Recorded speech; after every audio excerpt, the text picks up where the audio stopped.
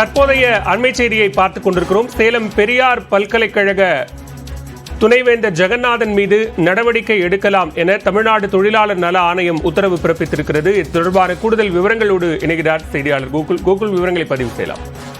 சேலம் பெரியார் பல்கலைக்கழகத்தில் தொடர்ந்து பல்வேறு சர்ச்சைகள் எழுந்து வருகிறது. குறிப்பாக அங்கு பணியாற்றக்கூடிய அந்த தொழிலாளர்கள் சங்கம் மற்றும் துணைவேந்தருக்கு எதிராக படும் கணிப்போர் நடைபெற்று வருகிறது. குறிப்பாக அங்கு சங்கத்தில் இருக்கக்கூடியவர்கள் மீது எடுக்கக்கூடிய நடவடிக்கைகள் தொடர்பாகவும் பல்வேறு சர்ச்சைகள் எழுந்து வருகிறது. குறிப்பாக சில நாட்களுக்கு முன்பு பெரியார் பல்கலைக்கழக துணைவேந்தரின் பணியாளர் நடத்தை தண்டனை தவறு என்று உயர்நீதிமன்றத்தில் ஒரு அதிரடி தீர்ப்பும் வழங்கப்பட்டிருக்கிறது.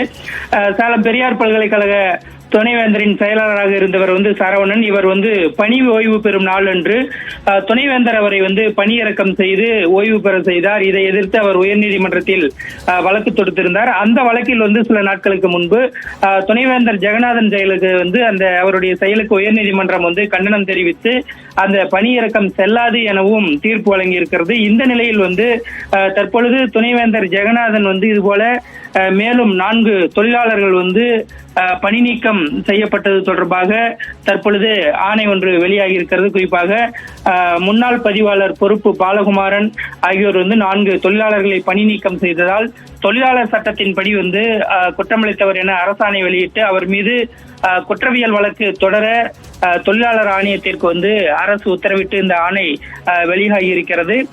இங்கு பெரியார் பல்கலைக்கழகத்தை பொறுத்தவரை தொடர்ந்து தமிழக அரசுக்கு எதிராக ஒரு போக்கு அங்கு இருப்பதாக குற்றச்சாட்டுகள் தொடர்ந்து இருந்து வருகிறது.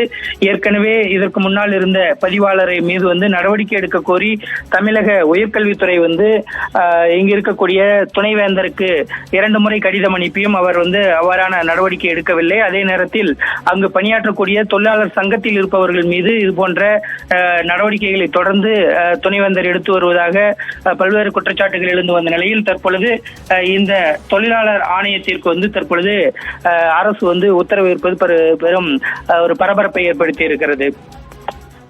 நன்றி கோகுல், விரிவான விவரங்களுக்கு.